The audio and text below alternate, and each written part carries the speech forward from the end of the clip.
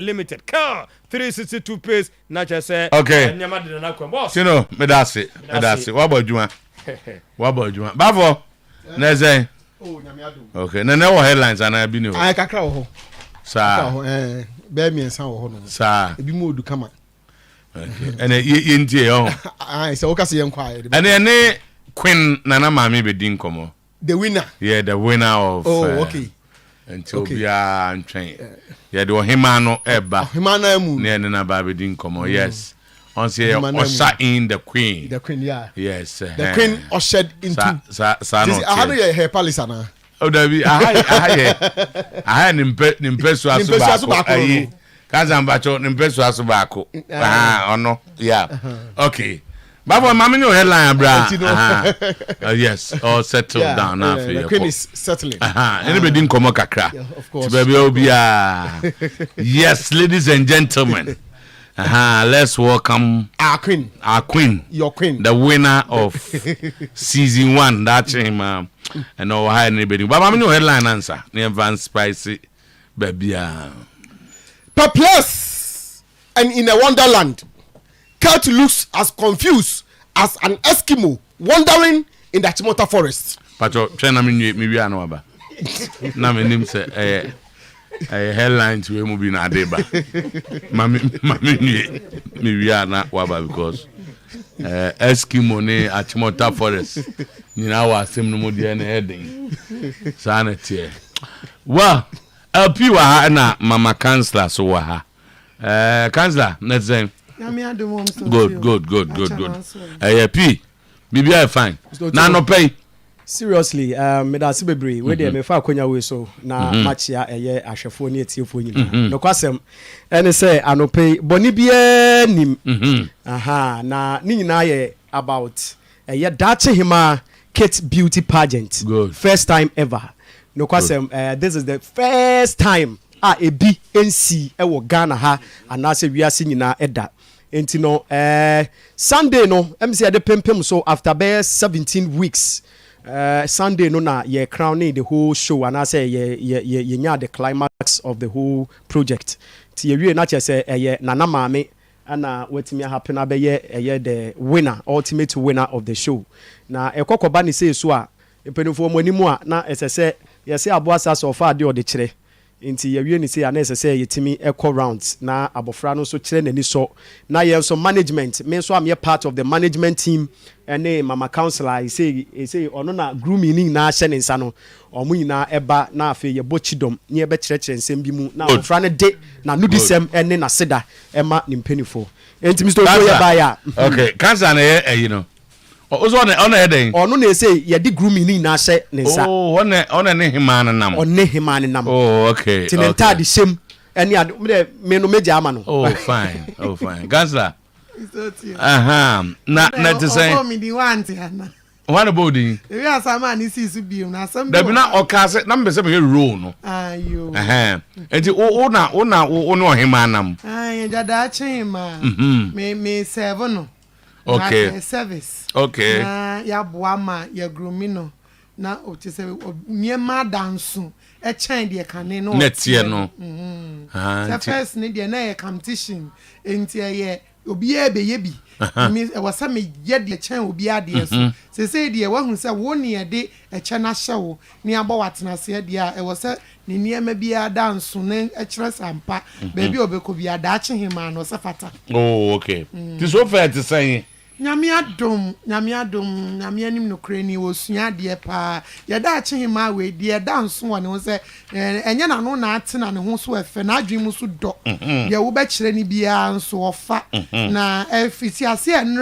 enra no de se don hwe miensa kra ma na se wafa bi bebre na ye nyina ya de ne ba Oyerepa futuo ye hunu ye wo ye enumre nso ba na nse krom no so obo ne ho moden ana no pe ye de na ba today's sport okay na no pe yo ba nyina no tum se nani age ohun ne wo ye ne ho kra na tum se daddy won no daddy won na ebiti kwasi ada beto sesebre won na adan ya mama ka no se media ono ane dia o mama crown no mo be sa age na am sa age next year me kan no hwe me din o say next year ho ana beje ana am say no beduru ho ba se dia ya wo dia enti ma wani gye no enwie upeye na ma bibia enkoso ma nti se de anigye na na wo mu aye hwese obehu se wo ye dache hima okay okay nana mami na ti say acho nyame adem ho ye oh fine o shase audition no na o gidie wo mu so obetimi awene acho ashase no na minim se metimi abedru sam prince we intimidanya ya kasaden ya me da trade ampon ase so adem abedru sam prince we me dana se ye pa ne me supporters mi na okay am supporting o supporters no omo dosu minim se adwama nyina ta wakine omo mpa womo emfiri adwira ene amanten ne nimre ka ho nyina ye ka se bunipa num enumo edin da o ma se wanmoa de kan medam yankasa me krom hene marima osai hwedia otosumienu ne himana na keti wa otosumienu marima apawbonsie bonsu a ya amanten hene ne himana na se wa bonsu medam wase me yankasa me papa na owusu esiama a otosumienu adodo na friend na one medam wase bo votes Nana one is shower usikano. Oh fine. Papa wo me nana apia kubi. Oye edrahene chiame hene. Ane me akasa me maame Elizabeth apia ebua. Ani omo makanyina. No mama makanyina. Ana boss man so yan. Me management mo ka ho. Oh okay. Oh fine. Hey, nana mama management mo sa me woni bi.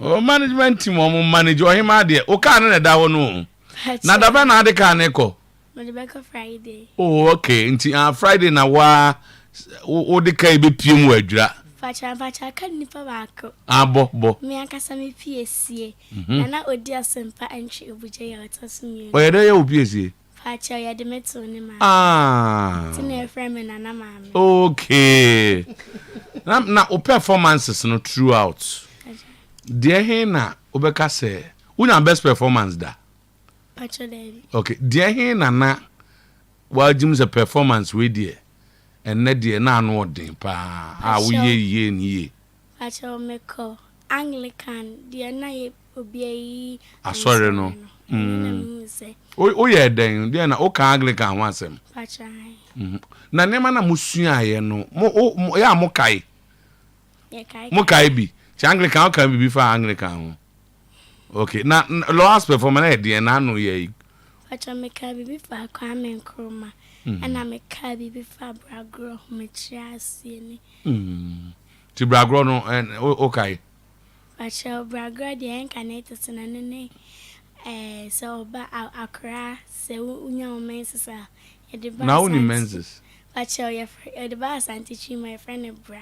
Nya bra ye bobodwa na amanfo atwa ho ahia ye ma uyi unufo ho gu ho na ma unkuta asra ya kawa no na ya bawatna se se anso na bewe nyina ye hyewe ededuranan se ededuranan no so na se unya mfanyi se dia ye beye we nyina dia ma wow Kwame Nkrumah so ho asem ne se Pacho eda odi wuye ene dae wo no ene ni school akoye ene ni mpuntu mo ye wow nana mame yo hima mpa o deserve cancer and to say mo program ne say say dear that hima ya ne nyoma say dem di kan ye no ene na ho siesie on say wo sa akwa adwura efiada wonya te se de ote abiem wo se pro hima aba hima prekope ntenu a ne de FM na nyame adom so na okosuku a se ne ono so ne nanfofo ebetena ogodi ohima o school ho ai o ya da jijafo ya wu ai undimi ntwana ba na oh dabi Mr. Otuo ya bone dia o metime chama ba what ohima so ya bone aye ndwa no onu beta ba so ma kwan ai na ma kwan Mr. Otuo ni mi bi he ade ba ko a mi notice wo program yi na yeguso ayeye no eye se On say before say be finals ne ye that koto in their community schools ne ade e ko twitwa ahemfo no na me ko school mu no according to teachers no almost say ya omo hwa ade na nkwada na ye no eni mpanimfo bi eta omo chini din ade da omo so na nukure ni akora nkora wo frɛ na panise na eye wudu but ade ba ko ewo mu so eye magic about it eye say nkwada no so omo ahu kwan ye fa so asa omo nyina bra bo asesa all of a sudden se sebe akora no ha adwen kora asa wada ne ho so wo hu sesese ya ni eye den hwe no enti ba ko so say class sa you put your hands on the table obi nipa ba ko timi kasa na odi owene aba be breach aba the whole class I say do ha you say I'm sorry because oye nana anaso oye da che hima nti yemfa banka no nya nana maami asem na make experience from the whole contestants no but so ndo eboni amomo nti say dey me say nana my Mary ana Davida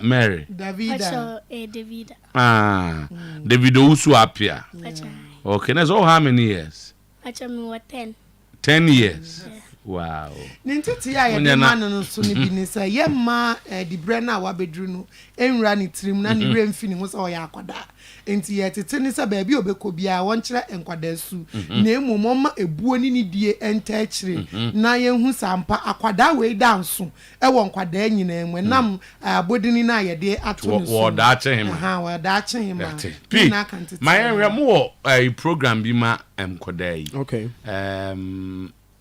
den che na mo ma wo mo na afi ye me na me da se pa Mr. Otuo de wo mu nie mi hu bi da mi di event achi way back bear from 2009 e be see this time mi hu event a ye wi ankwada hu hia ye e chen da che hima enu nti de ye ni emofra no we say subsequently and I say the akada ye nim na doso de ye twa no de ekọ enti sane be yo mbe ye more relevant in the system people will continue to see them omo presence any ade be koso a enyira emfedi out ninti no ya screens ya nana mami all kan Ghana ne Kwame Nkrumah asem on that day okay enti on our screens no de ye pese ye ne ye say ye keep omo fame no by means of kits you know novella bi and I say story bi aye betrama 25 contestants ni na bibia you ready omom call house ni na enti no bibia aye den aye ready a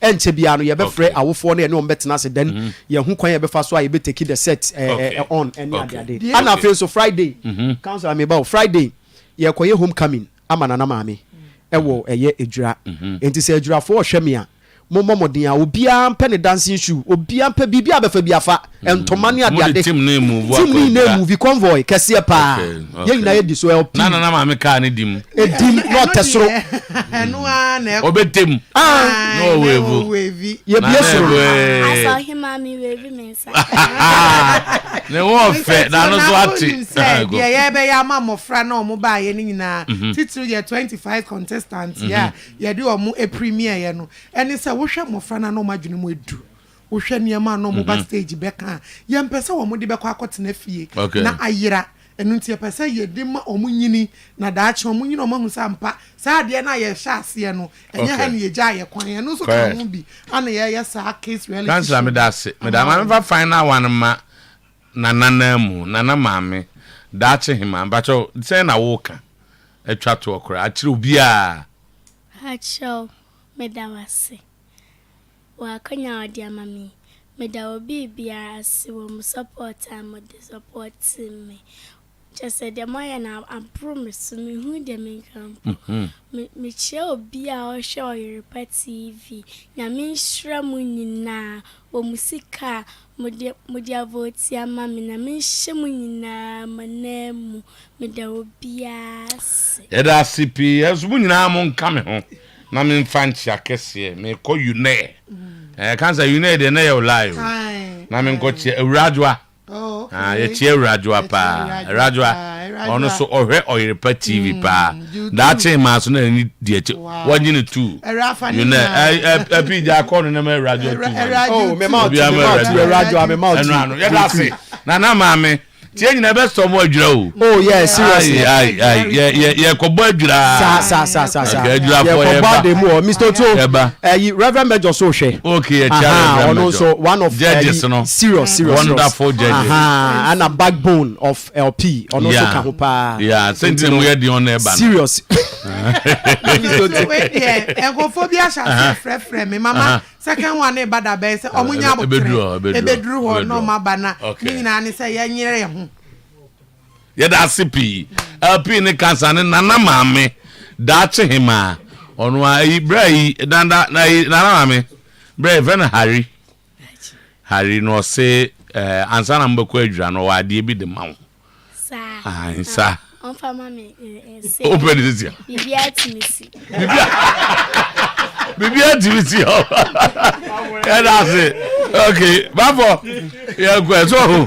Was it Bibia timisi we nye plan bia na tra. That's it. Nadwumudo. Na dwumudo do ampa. Edo ampa. Oso chia na one. Nanim na one no. Na one. You be introduce you chia na one. Oh, okay. Na Sami di oni no. Na one. Samuel Dikan. Hey. Baba have mama no headline. Aha, ti afi na ye kono no. Ye kwano no. Ndi timer. Perplexed and in a wonderland.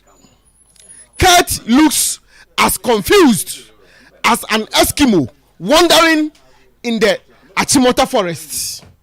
But others sees it as seeking public sympathy and preparing the grounds to sack Chris Hilton. What's it there? Achimota forest, you know. Me say perplexed and in a wonderland. Kurt looks as confused as an Eskimo wandering in an Achimota forest. Eskimo, yeah. Tama Eskimo. You never Eskimo. Oh, Tama. Now when I be said a friend Eskimo. But you mean Eskimo a day. Oh. Tama. You have a present now friend Eskimo. I mean, but he looks as confused as an Eskimo wandering in the Achimota forest. Baby, I'm sure say John Diana. Aye. Tama Eskimo home. Also, one would say a island so. A home mumready ho. So do forest. It is so do forest ma na asmasi. Do you have a present now? The situation no one find himself. The Obuni Pandis or Babu. Aye. Omnipan or Bunipan. Tama, the situation the president find himself in. Babu. Tama. Na born again. I didn't know if a president to the Facebook and muhu ya. Oh. Asema waki kana hu. O say. O say. He say blasters na gene se won timi hweso biem. Sa no kan. Enisi mo waka no nkyeremu no se ubie mu a. Na we born again wo. Oh, born again timi kase woni. On the adwura ni wa hand there mo ga chere no. Ai solo sad we mu. Anoba tutu dem more for no say adwura no beku bi. Wa buku adwina. 4 AM. There be evidence. Oh, me forward am no. Me forward am born again. So we what about on Facebook and America? And I'm say you perceive evidence on the screen. Eh, say because to him for be Eskimo. Me friend Eskimo. And I be like Eskimo. As was the Eskimo. The situation he finds himself in, and Tama, he has thrown his heart in despair. Idiomatic expression. Mobinga just say you are behaving like an animal. Neka say idiomatic expression. Tama, the man has thrown his hands in despair. Was show says the idea they don't dare. Just saying, I'm our black stars must rise again, but I'm a disturbed servant. Oh, no idea, Anna. Where they say you? Hey, Tama, Tobo, not the code statement in the Dahono. Our black stars must rise again. Our black stars must rise again. Must. Tama must. Must. Tama who the one we English master which are in the mathematics must rise again. To before we do must no. Now who doesn't know that? Who doesn't know that the black stars are not? Black stars no ye na to no. Osuni areho mu esum ka bi do black stars no. One name say our black stars are not in a very good state. So our black stars must rise again. Period. But I'm a disturbed servant.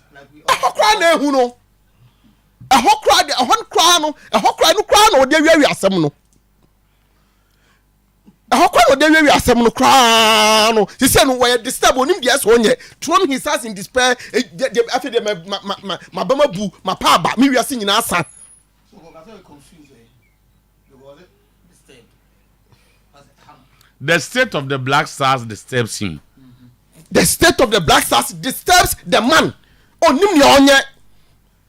I think that so see in Decodia my problem is with the bat. Go back a conjunction which usually changes from one point to the other. Yes. So, our Black Stars must rise again. I am a disturbed servant. Ebasada, you are disturbed because of the Black Stars not rising. And our Black Stars never form. But so can say Black Stars must rise again. But I'm a disturbed servant. Okay, then let's see. It's a process now. Yeah, they my Black Stars are rising. No. Other people don't seem to agree with me, so that makes him disturbed. Yes, anything I may say. It be a crown of fool say. You fast so my Black Stars be rising. No. It be no man in your. Come on, you know. Headline B, no. Yeah, Decodia, no. Oh, and something that also. So I do a case of Decodia. You arrive at so many events saying a year, a point. I will bet me woman. And in the end, you know, you conclude to say the man has given up.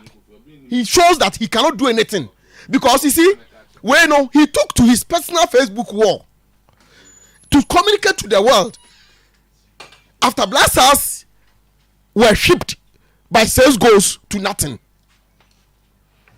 Now, I didn't see any come no who the onion. Now, as I say, Oye BBA because he's the leader and Tama leaders are made to solve problems. And I'm a boy. What he has to say? Oh, God's own solve a problem. I but I am a disturbed. I'm a disturbed servant. Oh, yeah, disturbed and just you cannot solve. You cannot solve. When I didn't go, I say, I have basa, busy basa. Now we are disturbed. You can't solve it. You can't solve it. About this, I know Koboha, when you see the man is find himself in a position that Tama, he must walk on judgment into her. On to me, because we Jeff Edman, that's what I also watch us on to me. Also watch us on to me. And you offer to ye than a sing. I mean, Shano, no call because I see Tama. Look, for the past years, none of our junior national teams has qualified for major competitions. They are the feeder, or they are supposed to be the feeder teams to the senior national team. As some of our time, I'm sitting here saying, "I'm telling the code right no." Black Stars themselves, the past 3 or 4 competitions, ya participate. Ebiano, eya. Looking into the team we have today, anytime say Cote d'Ivoire, no, he doesn't see anything positive. But this time they will be telling us, "Oh, you're say no, because Kabibia, yes, you didn't can." The situation is helpless. We are at a sea, or the FA president is at a sea. He's lost. And the time, yeah, what's a monka?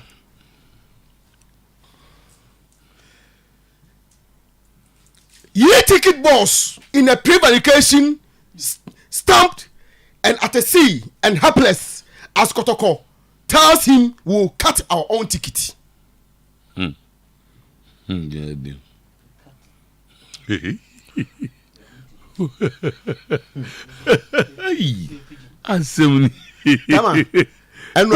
We'll cut our own ticket. I'm saying they will cut their own ticket. They will cut their own ticket. Yeah, dude. That you open my repeat headline. My own pre-medication, you know. What's a pre-medication? Pre-medication. Papa, Tama. Papa no say, "What when I hear the situation and a woman run now? Now it will be nothing. No, I hope.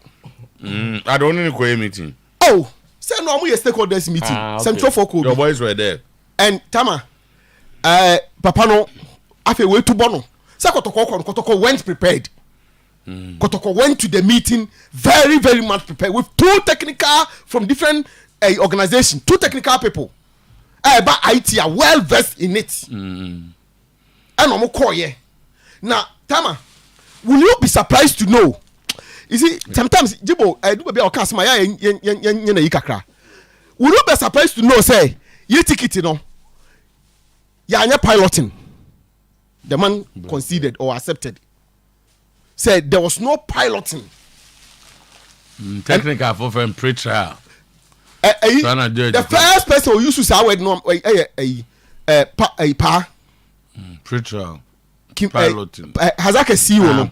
Pa is an IT guy. Oba as an expert and advisor to Kotoko. Yeah. And Kotoko de Dr. Jima from Jima Tech in Suba. Kotoko buy in full force. No team name. It will wait to Jima Tech to na pa to after that papa to. After what me say National Sports Authority director no. After no what me say no so clear amano. Because after no watching because a man you take it papa say on kasa no. Technicalities na no use nya de ade no de na ka nya ko bua for so. But pane we to no we ato say we ya after edi baby no de kwa share network system.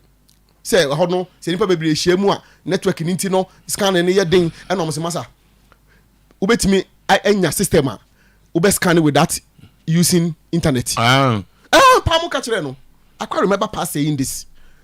And now, Dr. Jima said tentacles no ne scanners ni nyina can be connected to na ube bibia and on find a way on beton ticket no in a boot and around the precinct of the stadium no. So be your and stand obi be do hokra no.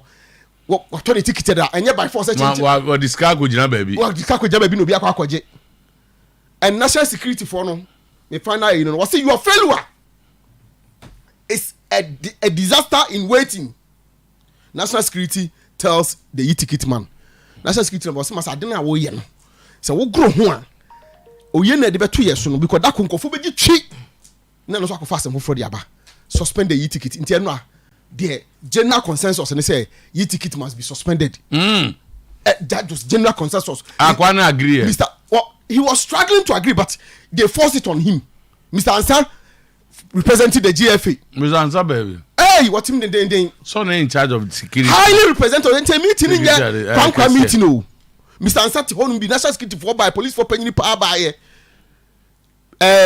ambulance for Obia sports authority for Papa no. Or the 2 or 3 technical people. Or one we are in charge of and the information now, Jibo, your solution has been provided. CCTV around the stadium is now fully functional. Oh my! Also, Papa and also Nenra. So my CCTV is fully functional. And Mr. Jima said, "Yeah, Omanin connecting to the boot to nim. Omanin connecting to the boot nim. Na se bibinia ubia hundia so ye na ye huni nyina." And they provided all those. Inti ewi ana kotoko form omusa so. And yi ticket no. Se mu po e free fiada kotoko be start on ticket. Ahead of Kosia match no. Asemi de sepa no. Man kan. You man kan. You must buy. Oh, team so na we kotoko delegation na leader. Also on beton. O de say what catch wo mo. And obi Mr. Ansa so obi be na busa say. Mr. Ansa don't mean kan ho hwe. No no just kwa efe no say me nka so kan ho hwe. Yeah. Yeah, beton your ticket. Yeah, you beton your ticket from Friday going kwa na be ba bonten.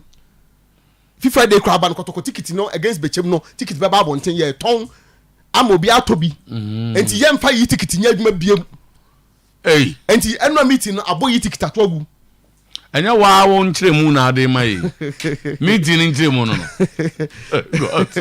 because that was meeting ngo for bebre ko bi o and make me say nipa me ka che pass on yes standby no ntie say oni menya so misrepresent your mubia omumrem even apart from me say kotoko the end was suggestive like it was insistent on kind of once or kind of 3 or 4 times. In fact me cry me busa a question say doesn't the man introduce him as a danger man.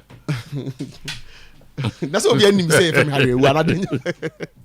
Hey, another after meeting na about kotoro pusa untimi kasa. No so nemva no. bias the asem no mo ka de man fa no magim ne kutora asem we nya refa asem we ngofo but he is the chairman of the Regional Football Association. Ngofo sika na ngofo wia no mo ka we nya refa bi football na yebo no cheba kutoro under his auspices eva ho ngosi asem ana kotoko say ombe twindom ticket sisi akotoko omu nyina ati ase oti ase ase yi maka ni de se oti ase o wonti ase kotoko be print o no ma ko bobo no we baba yara na se baba yara for no so omo ma mo parent me reject wentimi yebe yegusu yebe enti do pa bisabisam ye Captain. enti meeting ni koso na kotoko supporters so led by Moko Stormy ho say ombabo yi ticket papa no oh wow say omo odi yi ticket so ombabo no oh they straight oba on the ram meeting man yenya nsa listen Moko yenya nsa bafo we got a one report to anga one campaign incident say BSC be report yenya nsa mon kanche Moko si yenya nsa ne nkrofo akọ they are making very good suggestions to the what I say to the overboard be say hey but ye point no number of people be 15 be charge at the manor but he should say he's a gentleman when abote and omo kasa church nsemu aba omo kacha nse omo mpa yi ticket no omo ka ma dwenche no Zak yan kwa we so ba banza na se aba me tio anza So too, and Champions League night. yeah And interesting games across Europe. Now, one of the ajano wabono one of the interesting ones, because we was Spain. Abra Sevilla, it's now when Arsenal at the SCN in the UEFA Champions League. And then the attention in our was Spain. Now, ya Sevilla. na wa ma ya we tables no na ya team dey account asem ye Yeah, share Arsenal away to Zama a group be a table na so share Champions League na that be ya there na Sevilla enche bia ya ko international break no pam Jose Mandaliba because on officer no modern ball enso ani Jose Mandaliba no na wo no yes no na je cap no o mapam no e de Diego Alonso no me buso asem on na wo no patch on na wo no mapam no on na je cap no on na je cap no na mo de Diego Alonso abe replace no and Alonso first game of boy was against Real Madrid. Then the match ended 1-1. No, idea be about a fellow Sumari. He's a player of no about Leicester last season, about 2 seasons at Leicester, of Lille and about Leicester. Of course, Sevilla, no Mandaliba and you so. Mandaliba preferred playing old like Fernando. Fernando is about 36, 30 something years old. Not about Fernando, not about Rakitic. Then signed from Germany. He's a Switzerland international. But Diego Alonso first game, he benched Fernando on about Sumari plus Rakitic and against Real Madrid. And we saw how the midfield of Sevilla were very energetic because they had men to run and go and tackle. At least Sumari and are young guys. I'm complimenting the effort of Rakitic in that midfield. And on that day, you says Sevilla midfield no, there was a lot of energy in that midfield now. And then play against Arsenal, who lost their last Champions League game away to Lens. Now, Oko Baka, the last time even they played in the Champions League, the last away game they lost before even losing against Lens. And Arsenal in recent times haven't been good travelers in the Champions League. Now, on my friend is Spain, they are not good travelers when they are playing in European competition. It was Spain on because they've lost as many as 11 European games in Spain. Only 3 wins and Arsenal are recorded. Oh, on my friend is Spain, and they show how poor Arsenal are in terms of when they are traveling to that country in Spain to play in an European cup game, say Champions League, say Europa League game. They are not very good travelers playing our country now. If in Spain, it makes this game dicey kakra. Now Sevilla no Champions League nana omun I mean, let me put it that way because of all this, their dominance in the Europa League, Champions League number biana, they've not been so exceptional. And Russia, in their last 14 home games in the Champions League, we only 4 pay. A very alarming statistics for Sevilla. Last 14 home games, only 4 wins for Sevilla. Their last home game, even the Champions League, against Lens, draw at home. So it shows how Sevilla are when they are playing in the Champions League are at home. But here can we now know. Let's remind ourselves.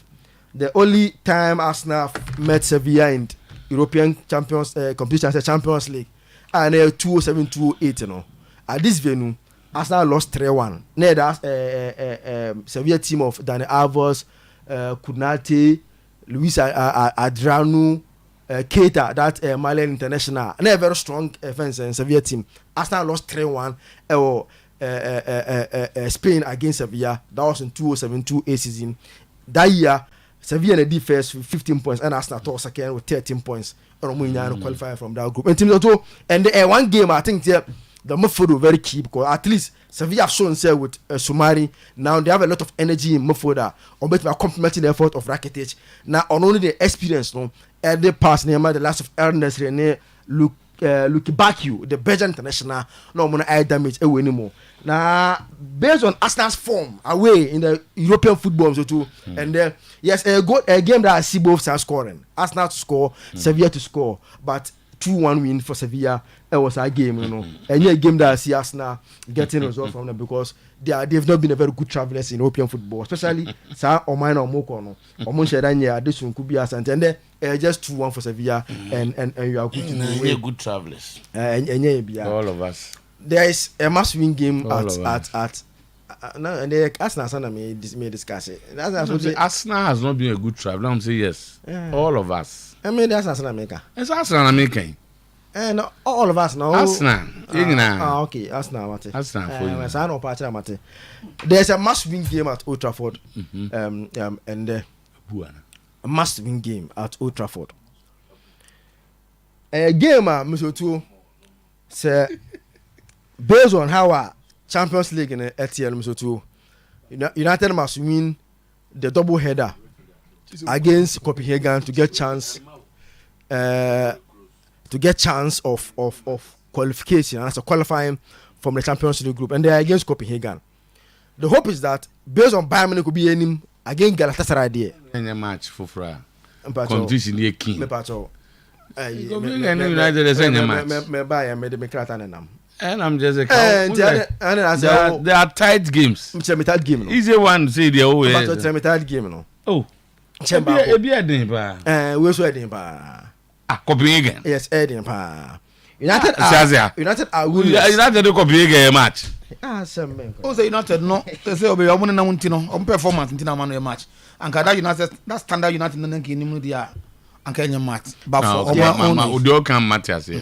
It's a it's a match because United Copenhagen. United are winless in their last 2 Champions League games. Group say Omaboye no. United 0 points. Now United must win the double header against Copenhagen to get chances of qualifying from this group. The good news is that Bayern so about Gala home and away. The good news is that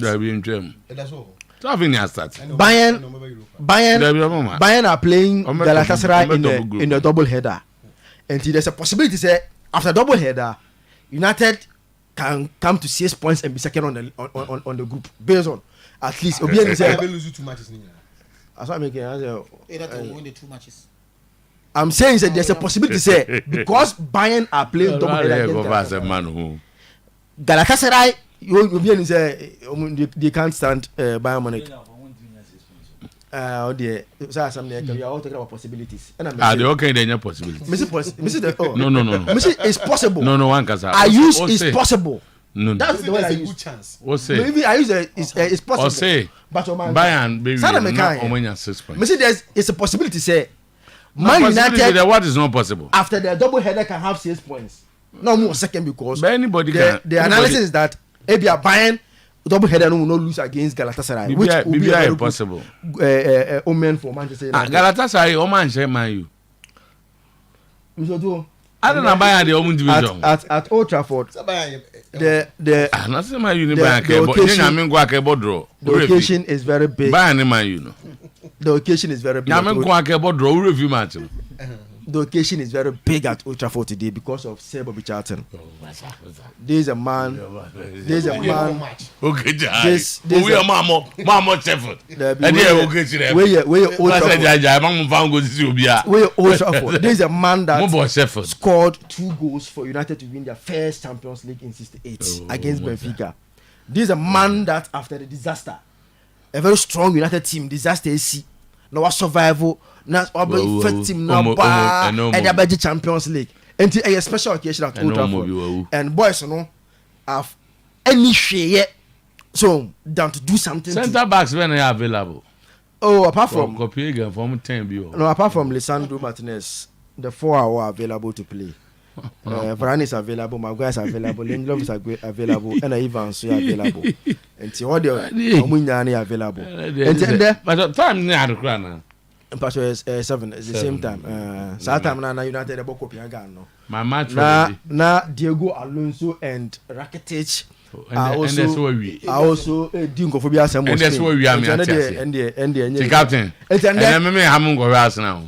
Remember. And hamun go house. I wanna me no doing. Okay. Over Old Trafford. Na Xavi aso ba chance na wi. Xavi go 6 points na Copenhagen. Omunya no.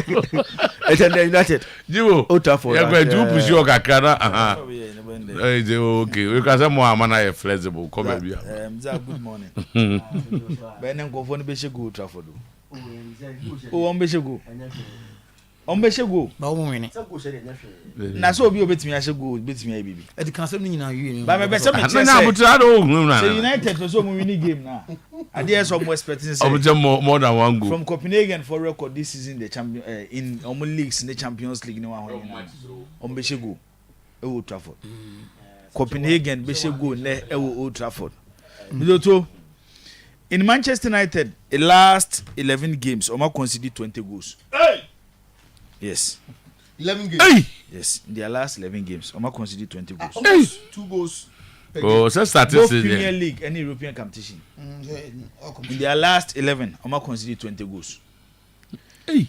Copenhagen in their last 10 games.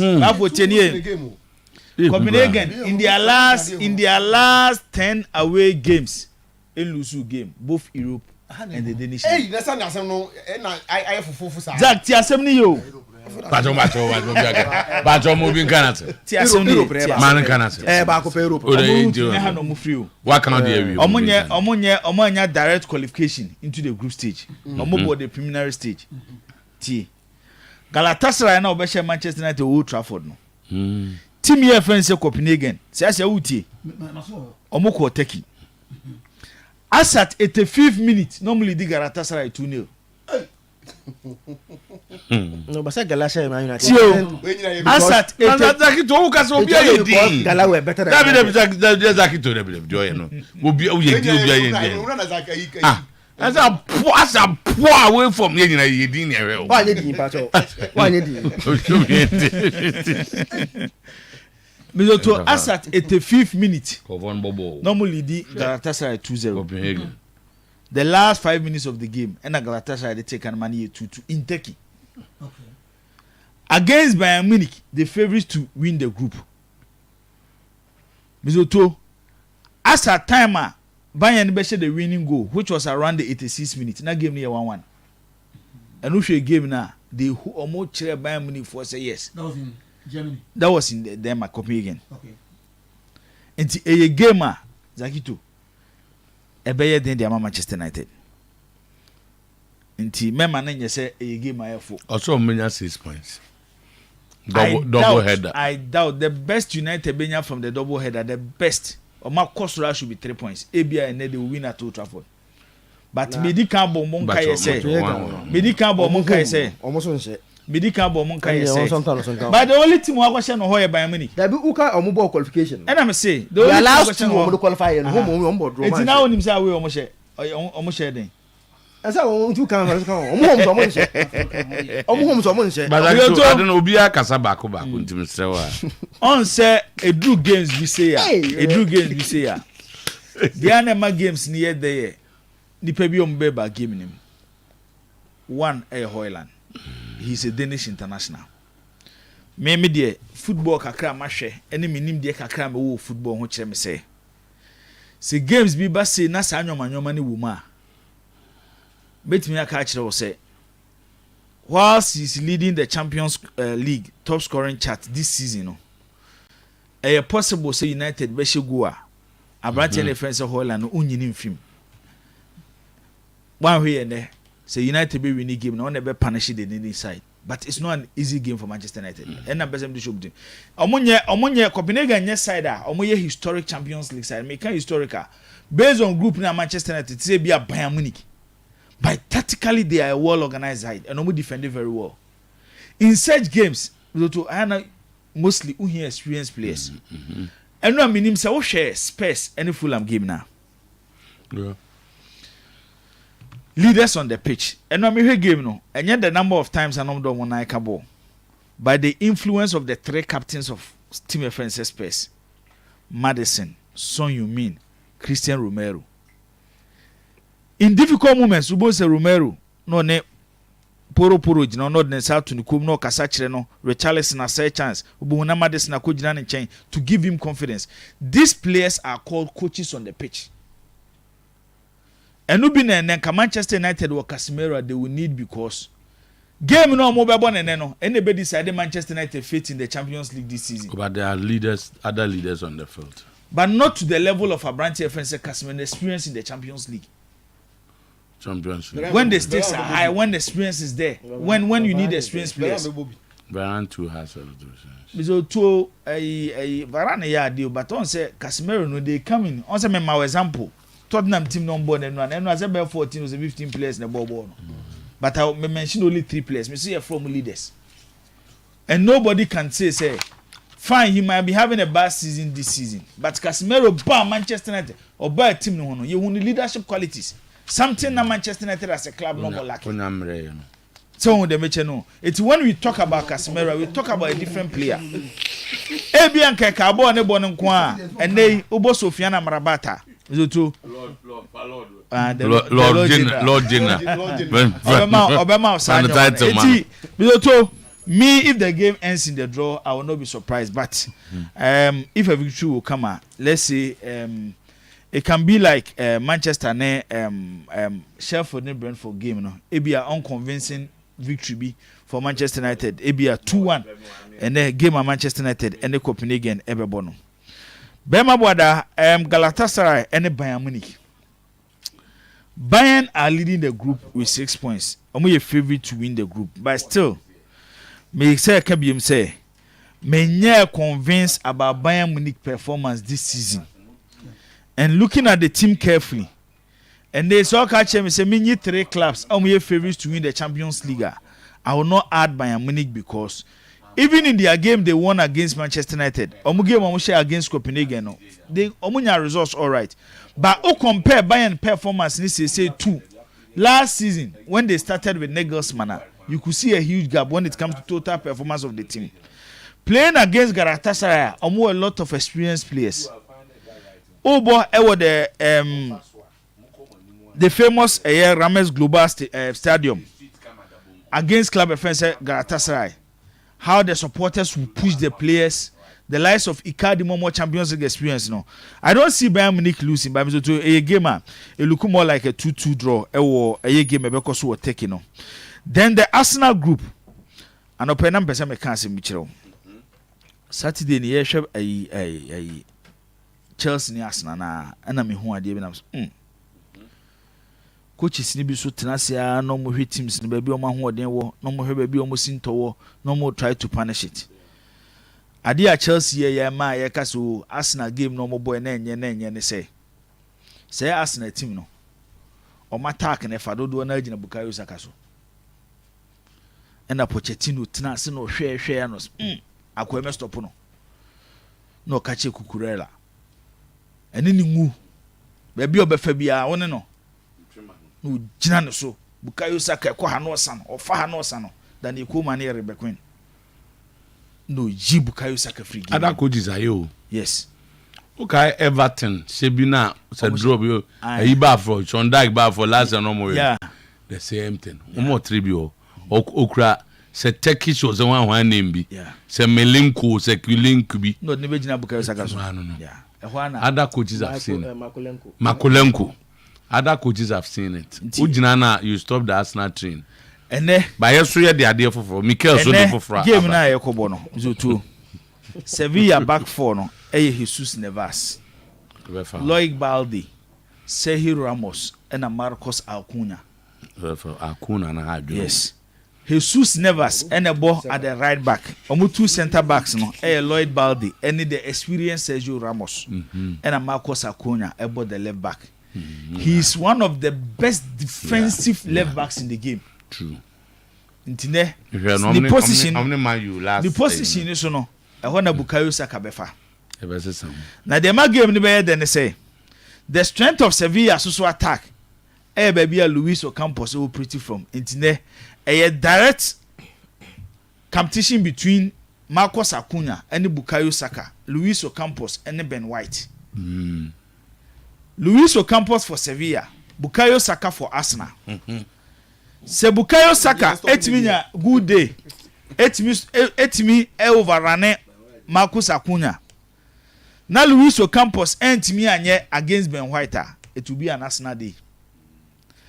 But se Luis Ocampos ye na Bukayo Saka entimi anya, it will be a Sevilla game.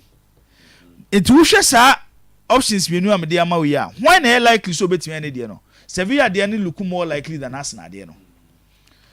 Ma share Sevilla recent meetings with Barcelona and their last game on boy against Real Madrid. Or master tape pick up. I'm saying in their last 8 games. Like it I'm saying lose you. But draw the dorsum. In all competitions. Okay. They have a very good team. And I don't know. In their 4-2-3-1 system, what they mostly do is say, I'm not sure because of how energetic Arsenal method he will start Rakitic, but rather he might go for Olivier Torres. Just behind El Nasri, the Moroccan international. It's a one game I'm to two. It will be more of tactical battle and 1v1 situations. Anybody decide the game? Madam Funo. Obey the say. Looking at the game carefully. And also say game man to a bit me draw win be beba it will between 1-1-2-2 by win be beba. Let's go for a slim victory for club FN say AS Sevilla. RC Lens any PSV Lens after beating Arsenal definitely more motivation because at least Arsenal is the favorite to win the group but that draw ne buy no until to beat Arsenal home there Uber against PSV you expect a win. The owners of the Champions League Real Madrid Portugal ne on against Sporting Braga. A win for Real Madrid, possibly Zoto obetimi akọ winner of both halves for Real Madrid. Napoli New Union Berlin. So we share Napoli game on boy against club offense Hellas Verona.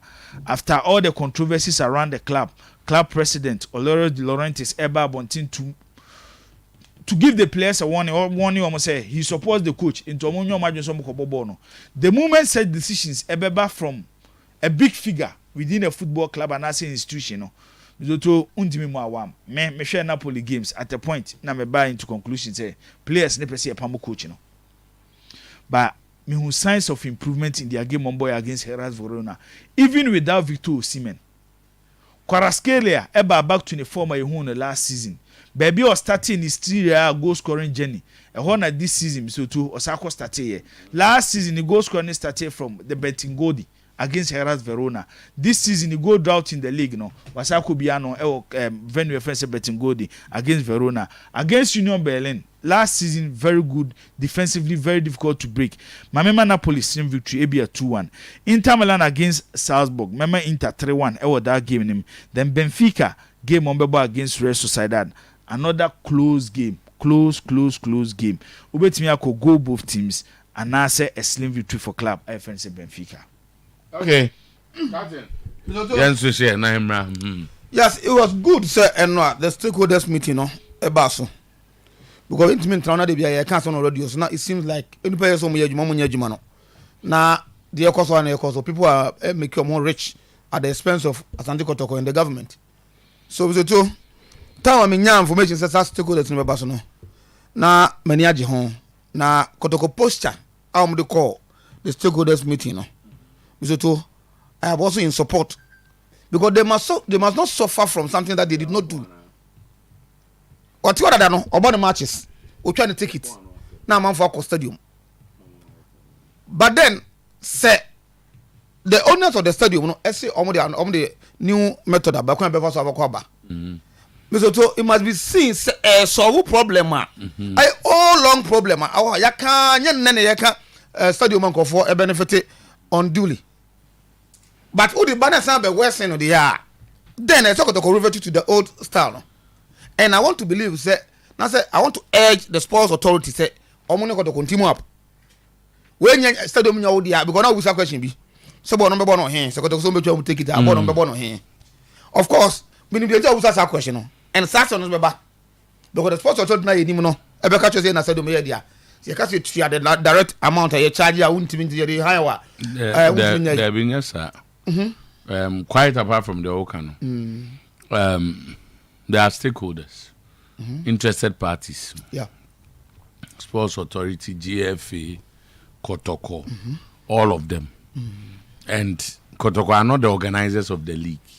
Usually, they are organizers, no, and they are tickets, no. Yeah. And tell me, was as a Kotoko, so are they doing it in consultation with all the other stakeholders? It is because yes, and so they almost the stakeholders, including as Kotoko, cut the ticket. As Kotoko no suffer no. Because to almost the biggest beneficiary as far as this match is concerned. Because it's in Kotoko nya kese will be almost set it no akosro some of us you feel say you be bianke but you can na boma the Kotoko nya no edosin obi ade. So some suffer this way. There should be a way out. But we all agree there should be a way. But I mean, can say only woman na go ticket no. And I know they cannot do it alone. But then so only woman na they must all agree. Okay, didn't ya? Or say Mr. Ansaka say only one can. Also on so call no ko bona money. Say ye call ye no say na Kotoko de aba. Yes. Before eating nya Kotoko na print the ticket no. I know. GFA the printing. Yes. So if you are reverting, if you even want to leave the e-ticketer, it's a GFA that should print. So I think they should be reasonable enough. That's why also need to a question. Okay. Maybe another name no nya wa. Okay. Says sports to because in the stadium no. How do they are also stakeholders, but the bad tickets that are there, you know, you see, the sports authority has never been part of ticket printing. You whether I think or whatever. I think meeting way ebema the SOB and especially you go take it for no, especially the sports authority for no. Na aboa ama ya back to a common ground sir. You be we at the end of the day. They bet me account for the people stadium no who ticket. Not using in ache. And we nya Kotoko kwa na ebia omo ye say ye ntiase na say ye say yes say. E say ban no concern. Okay. Because your charge, it's not make no. Your charge there's a percentage that goes to the government. That goes to the sports authority, no. And they should feed that concern, Kotoko, and so on. You know, that's a problem because blame the man, cause the data of the sports authority never can be a Kotoko, Kotoko supporters and a circles, no. It must cease and it must stop from the meeting, you know. So, what will happen in this game, Kotoko, Ebebono, take it to one sem. Now we are here, take it out, or move me account for any because club, no, gradually got to pick up. And Kotoko supporters access when the team starts picking up, other supporters will show up support of stadium. So I'm expecting Kotoko against Bichim, the support base no will be large or be larger than the previous games, no. So being possible situation whereby say you who say Kotoko against the Diana, and if a bus in Kotoko Kerala, but you really catch on say Kotoko against Kerala and Eric Cordo and not take it to more doors Kotoko against Diana. No. That shouldn't be the case. Okay. So I think I'm sure. Because may you 2-in-1. As I'm talking about circles, okay, okay, so Mantini. Is it Kabum Nevi?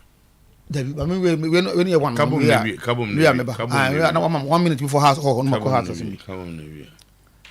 Oh, my dear, don't make us in me. So as I'm looking at supporters, any Magudi. That was proud to win Nations FC game, no. Mizoto, who's a common first in hall? A game I abo. I don't mean as a third goal, no. The penalty goal, no. An assistant referee, no. First one on OJ. And the second one, I got supporters, no. If we say, offense ball player na 9 ball in sentinel or interpret the laws before and I don't know why I'm talking about infringement. I didn't see infringement when was the first one and I cast that ball no player no hand no move out of the body no now as a referee flag it long and all those other flags so at the time referee no who no now coincidentally anyway no Asia now they thought it was this one, it was the first one. So whatever been the case share a baby or what so those that Ghana crowd no say in our lives obi timi ye wade bi na wa kai asem bi say ade bi no be ye me brave nti no me ja manaka o do that no it is and for attack asem bi say so obi your papa na wa how that's whereby I can for there I can for be yes so your papa whereby say obi a wa your papa bi na aduru baby na wa san ya ade bi na nka wa so be ye obi dwine papa me ja manaka kotoko nim sa de ne ye kotoko supporters and I'm being emphatic open him sad and it has been there over the years. Kumapim they had issues with them, King Faisal have issues with them, teams are surrounding woman no so no go ball again about 2-2 Gadenesi 2-2 a teamer the chairman of the the owner of the team no bisoto asoma sante kotoko every day waka so your kotoko ba e don't kotoko stadium go am sand why mo second home venue. But what did you see? So referee mistake bisoto doesn't merit that action I got supporters here. But I will forgive them because at the end of the day, sacrifice let take pacho. Say umpa panacho, umpa nation saves acho. But on 5 nations saves is some for no. House of folk and maybe dominating Ghana League no more 6 times it was not a struggle. It was because omu making friends. Has the making friends even outside Accra. Then I go for come say teams are surrounded Omonkwa. No. So to omu and making friends outside Accra. And some no more boy do baby or so to and even though they are and yet the best of but that they were benefiting. Adaka boss oye. I did me free kotoko. I don't know any idea omunye biem. Say this is the normal match. Papa ne say. And the papa cannot and no nanche. No. Papa can nanche. Ah, we do okay ken. Waka kakra ntini arewa mo aka na ye. Say papa small kind. Only option so because that's option. Only option. Also na de dia. Me see only option. Ti. Ona de ne ne dia. Okoye na dia. Ongo chole tengoma GF bia. Ongo chwe ofan say. Ofan say asem. Yo. Emfum so ne bae. Good. If you asem. Ono abisisi. What kind of say but me the caution and advice de my enko can I waka kakre. Oh so ka dia dia ne complain and chronic case we. Ono si adoma. Afa. Ozo mbe so bi betra ba bi no waka we no obi aka here. Mate. House no cop man anopo your meeting. Na I'm saying in recent times we be the second meeting now. So odi coach omo. I think say coach e bia me ben board for ni bia na say benefo a me so to anke bia omo follow pride go for say we encourage match of convenience. Ona make us o so come to say as a father and for na no mo league na. O sa dan phone chese. O say omo fire fa bi outside. Nanka. And the time omo league. Dan phone chese o so encourage match of convenience. No, me ka so omo fix.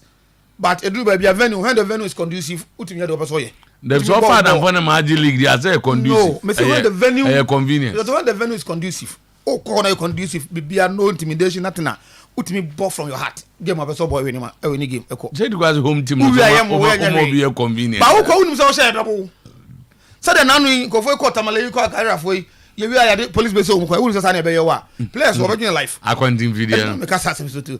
So has no cup man. I can view hotel. E ba say cup man ntimi anye train no a anopa ntimi anye train no the team it is because na board na semon into a meeting na omune no discuss issues you to have to go with house of folk new name your meeting FC so hard, you know how to find an antidote to coach no problem wa kan afedi odi abase Ghana any strikers no but no na make can say be about the she goes has league share you watch one goal has ashe Obeka that scrappy go be against what remind. Can't me that say. And I'm can once but outcome so to out later. Thank you. Zach. Honestly, I hate dishonest people. When are designers? The general manager of Bofakwa. I hate this people. And issues in one, he's lying to the general public. He's a liar. He's lying. Bofakwa do. Bofakwa chairman our friend liar. Yeah, he's a liar. He's a big liar. Bofakwa do stadium one. I'm sure Safika yesterday I saw him sending a message and what later meaning the message I didn't see. I was speaking to two Bofakwa players. And today I'm speaking players in the grade. I'm speaking authority on what happened in Tamale on Sunday. I'm going to do stadium one. Players, man.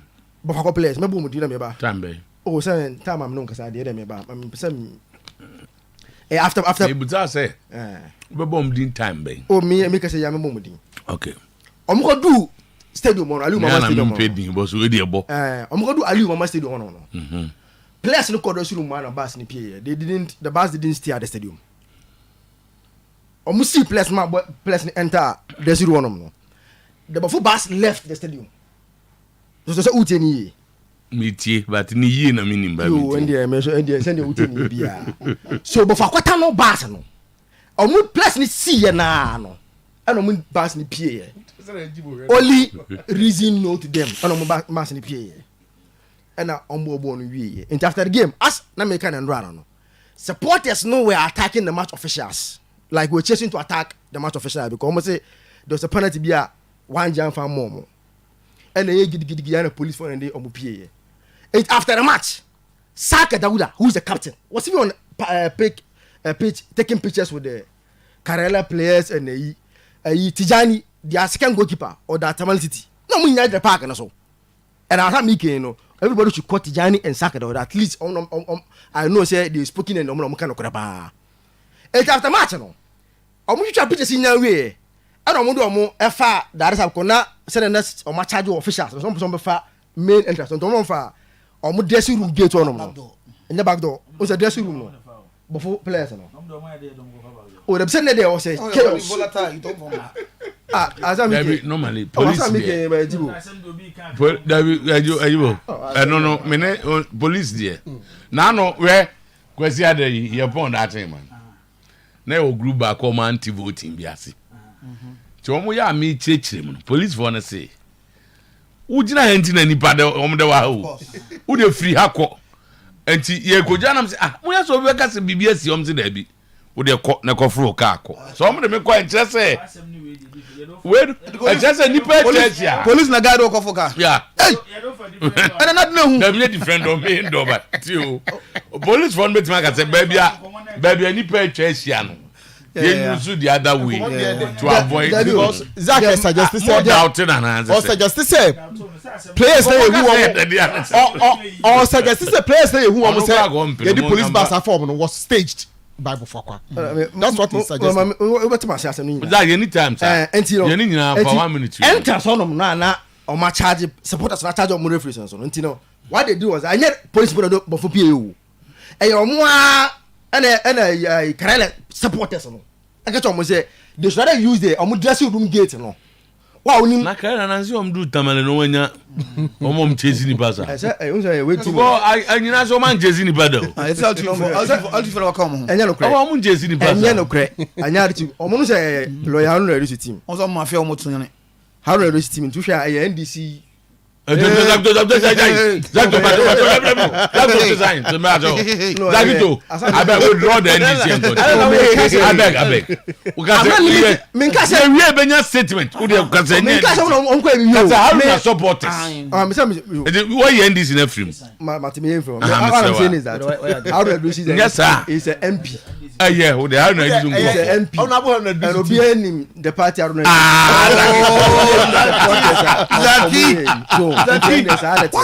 can cry west when who say so I don't know father omo dressing room gate ni say omo yen sa na am say no omo police for na arrangement that say they should pick them no omo for bus no and as I said Bofakwa ni bi o temi bia no should send Mr. Otuo message say omo bus no na e stadium man say ni stadium mo say it wasn't like say BBACO and the police for form no omo ko.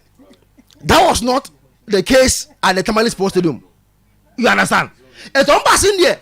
A period that I don't make arrangement with the police for no form on. And Sunday, Bafu Ekano. I don't believe about 3 months to Muko from Bass, no Mushada or Mucha to speculate to create an impression. Say it was staged. It was staged. I don't believe about him. Say, Omu a free. So, it's almost a free police car. And I'm sure they try video no to create an impression. Say there was issue at Tamale. We'll reach out to Bofakwa because Mom say, there is me say another issue I'm moving. I got 1 minute. I got 1 minute. I'm sure that I'm going yes. I do Another issue. No, but for two. Now you see now a special assistant to the CEO. Not bad. I was at a point down. I was the one who was around the No. It doesn't make you the CEO. I wasn't the CEO at the first. Now, just young as one day or Gimbeza. was there. I was one who was running the club as at that time. No, I'm running. What is it? And he said, "Oh, can be a running." Mutoto. Say, "Oh no, be no to go and one day." Mutoto. Controversies players. Enra, you see, the stakeholders meetings here, Koi. So it's very good, but at that match, just will be a drama. Oh, say the next stage, no. The video that Tamano almost the police for the stage. Police, OBC free police. Almost no. So I police for the video. No, but I'm just say. Almost no. Yes, and still the fact remains that police for the BC or more, which means that something might have happened. Nothing. The police for the engine on the floor. Almost say police for some bus in the hunting. Now, bus no police bus here for. As I make one time start to know. Bus no. I'm going to do on bus in the coin. Matthias, and Diana.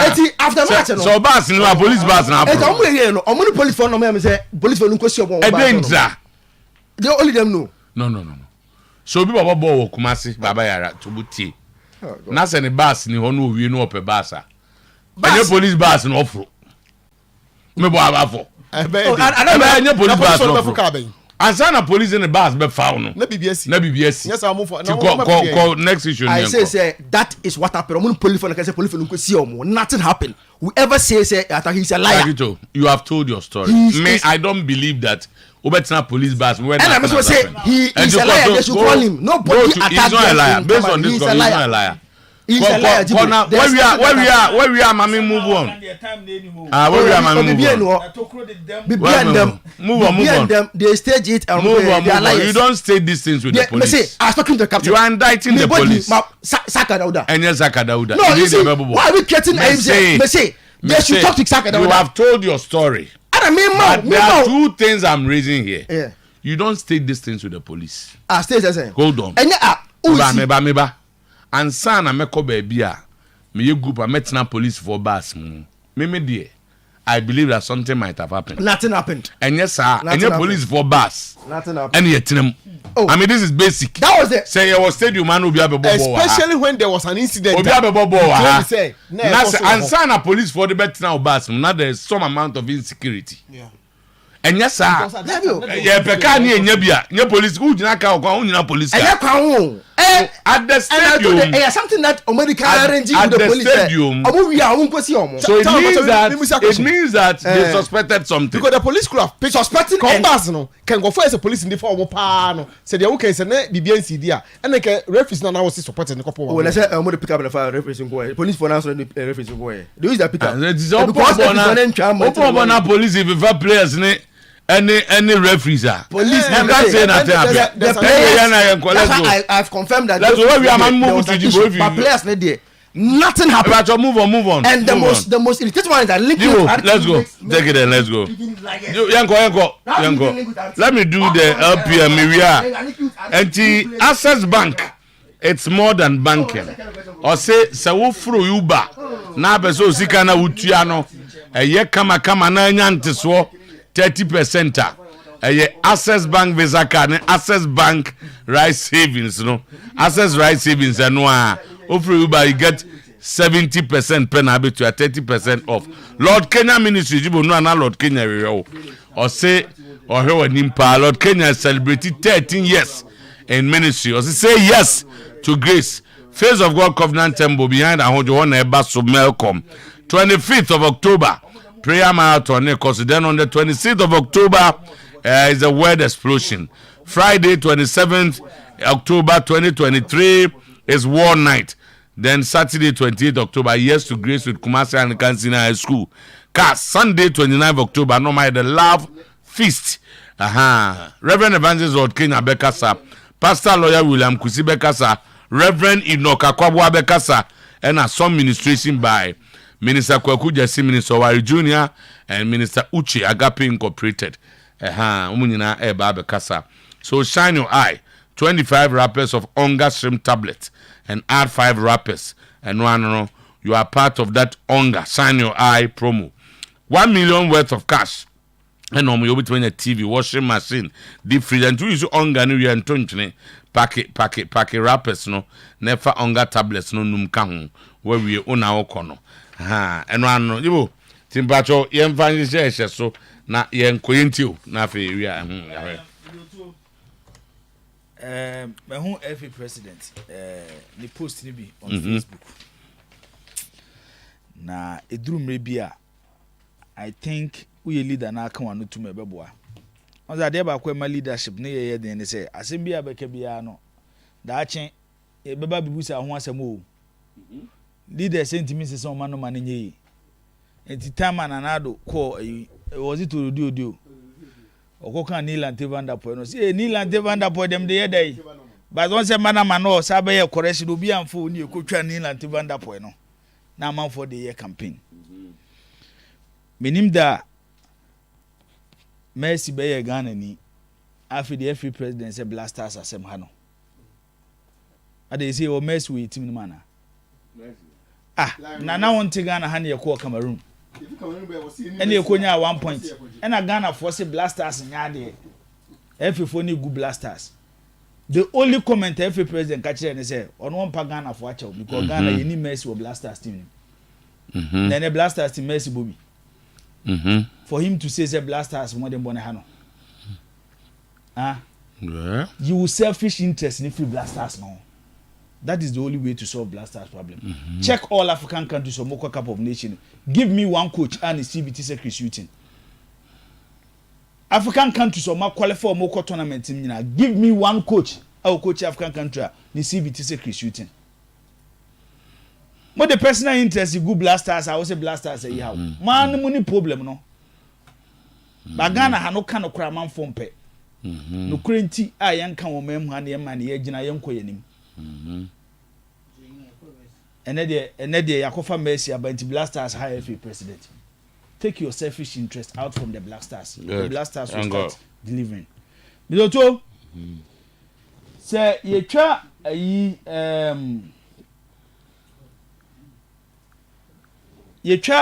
ticket nim at that kwesiada near the ticket. You beton take it to gate anwa. And replace it Chronobone Koso Baba Sports Stadium. They need to do more. But there's some say factors a man for a new opportunity. A Jessica Go Mubotomu Abra, Enco National Sports Authority near Santa Cotocono. And ye take it in Nkwa. Whilst I also feel say the introduction of e-ticket into our football system. Yanye no. Time any e-ticket committee Mashabeli committee and ye take it a mere Mashabeli committee o you take it to Tonwo Stadium and a mere Mashabeli committee I a day club executives a core committee name maybe co confess here into see a fesika will get no and ye e-ticket in the buy I will keep on saying this wow pay and adwene wow pay and adwene me say Asante Kotokone National Sports Authority. Mon konkofa professionals, mon konkofa man for mon marry omu gate and enter into contract with them. BBC, you can sue them. Na munya National Sports Authority workers necessary concerns them no. The only way to solve ticket is Asante Kotoko, any National Sports Authority, go for experts. Where a security adjuma. Na munya National Sports Authority, they work about kwejina ha. asante kotoko de circle ni ba ko agina ha omo na enkohwe ye take it so maye se manya sa de na mo betimi a print take it wa asase so mo betimi di CCTV camera wo wiase nyina ba bebo still amanfo be first ka wo gate na no okay because at the end of the day no omo ye wie no omo first ka na ye nhunti oboka hwan na ukwa akwache no ana hwan na be hold no responsible me pe kotoko step and no mu take here no that is how a big club should behave club kase bi o was asase bi amzoto ne kase ye ne huhu awode to so untimi ntwiti asante kotoko as an ordinary club ukofa bibia fra bontia pam na de aba beto no so osigitum dabi when it comes to Ghana offer the political structure of Ghana mzoto hwe omo person mo enter into big time politics na de yeni ha a former board chairman of House of Folk ebeye president of Ghana former chairman of Kotoko ebeye president of Ghana omo popularity nyina no mo gain from these clubs eti politically enye football clubs are oti hwa no atam bibia na de abrom so monye no monye you don't do that with big clubs no etina dynamic say the stance of Festus how you in charge of e-ticket no bizoto it's like he doesn't respect how big Akotoko ne has here ade ayenye no watamale ade ayenye no wosunyane ade ayenye no brekum ade ayenye no wodoma ade na ese ye nkan ne kumase because Kotoko ne has atom they can't talk and obi aba na oye omo de ompo ye toto om si so ye don fria na ye don aba ye don fria no de aba okay eti enu a mom ko gina Kotoko na based on report about for the man no sa no mo ye de amebo om aba so omo ya de some may om ticket no some aka say see you take it but omo behave like a big club somebody should give respect to these clubs enyo ma anka ne football kure mobile Ghana football can never move on without Kotoko ne has it you don't treat such clubs anyhow bizoto this is Manchester and Liverpool oh yes clubs like I said they protect you more Manchester and Liverpool unko fa club kese na for Liverpool ngam o say Liverpool kan Liverpool is a big club Liverpool hey what dem man you bizoto na Liverpool na see am ko ball mo Tottenham Hotspur ya Liverpool for starting so mo kekamu ya na Saturday omo na yi Everton ba ku bi be ma referee na ni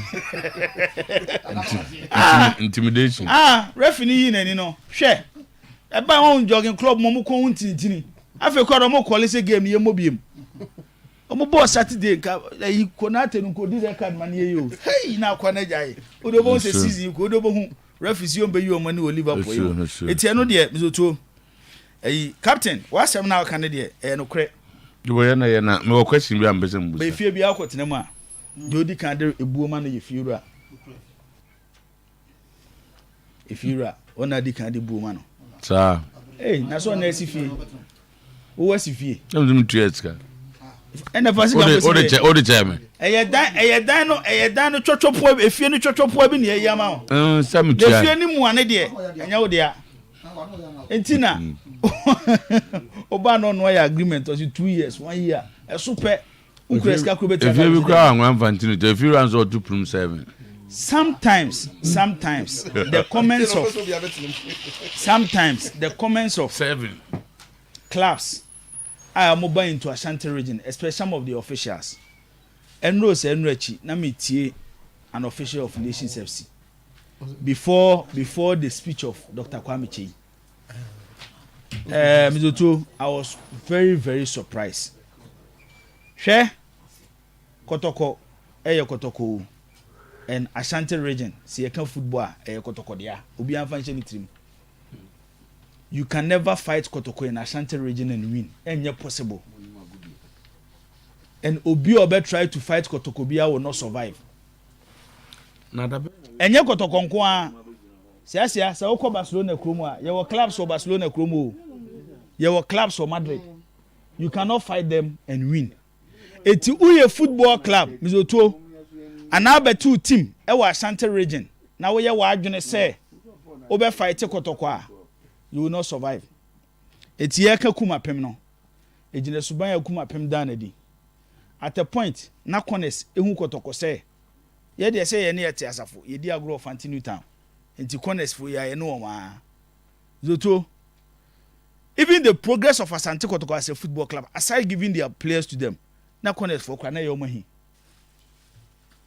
on kai se mrebi why team ben de jesi ma corners for dom jesi ma Olympics e mo be share Kotoko so to the mention say it o de that say suban ni nyina dia the assassin and the assassin be you ama me that is a problem at a point mizoto o say me can say me city ti asena me can e me see after the game your ball game ni we are Dr. Kwame Chibeka say no me ti official of Nation FC asem a different just say trying to insult Kotoko also Kotoko na mu na ofri edi ni mo. No, what I'm trying to say is that's it I'm person me say uko hide that tio uko hide that obi fear you bo fancy o me we are no eti nations aba zoto omontena siye no mo fan show mo trim said they can never fight Kotoko and succeed. The spiritual backing of Asante Kotoko e wa Asante memu ha nations ni 1%. Okay, it's no attempt from Nations FC and them zoto e betimi am my equal to Kotoko nti well yemfa what the president says to be the ball level. That's a thought. Ninsem no kind no ebi wo ho I thought say it was right ebi wo also so a bismi fu say na right. Okay, at the so right time we'll look at analyze that. Amuako wa amuako na amuako birthday ya anya asem besi wa so what am jena say na I don't know the natari black na ye I'm the natari black na ye amuako che black on one send the picture na ba you because on one send the picture because say picture na so be a ye in a free away there be black na che way ye in a free cells but when so no dey can pay as ye in a free cells as ye chin and having ye you know ba ko dey aso bi brother darling tell message no ha ya ka to 20 and amen and go for the black stars I heard the end step no yeah they see